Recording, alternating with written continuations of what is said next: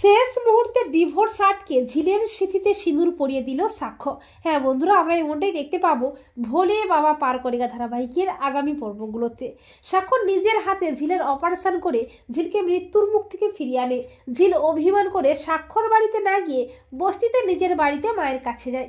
সাক্ষ্যর উপর অভিমান করে ঝিল সাক্ষ্যকে ডিভোর্স দিতে রাজি হয়ে যায়, কিন্তু সাক্ষ্য নিজের অজান্তে মনে মনে ঝিলকে ভালোবেসে ফেলে, তবে ঝিলকে সেটা বলতে পারে না। এরপর সাক্ষ্য ও ঝিল যায় কোর্টে ডিভোর্সের জন্য। উকিল সাক্ষ্য ও ঝিলকে বলে ডিভোর্সটা কি করাতেই হবে, আর কোনোভাবেই কি একসাথে থাকা যায় না? তখন ঝিল বলে না, তার সম্ভব নয়। উনি একজন বিখ্যাত ডক্টর, উনি অনেক শিক্ষিত, আর আমি বস্তির মেয়ে, আমি মূর্খ, তাই আমাদের পক্ষে আর একসাথে থাকাটা সম্ভব নয়। তাছাড়া আমি অন্য একজনকে ভালোবাসি। তখন সাক্ষ্য বলে ও যেটাতে ভালো থাকবে তাই থাকুক, আমার তাতে কোনো আপত্তি নেই। এরপর দুজনেই ডিভোর্স পেপারে সাইন করে দেয়। ঝিল সাক্ষ্যকে বলে তুমি ভালো থেকো চৈতি ম্যামকে নিয়ে। এরপর যখনই ঝিল চলে যাবে করে, তখন সাক্ষ্য ঝিলের হাত ধরে বলে আমাকে ছেড়ে চলে যেও না ঝিল, আমি তোমাকে ভালোবেসে ফেলেছি। এ কথা শুনে অবাক হয়ে যায় ঝিল।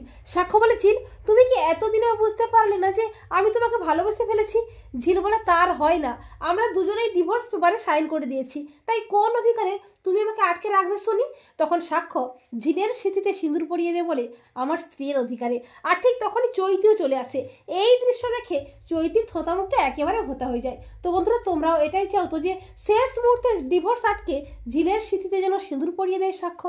কমেন্ট করে এক্ষুনি জানিয়ে দাও তোমাদের মতামতটি।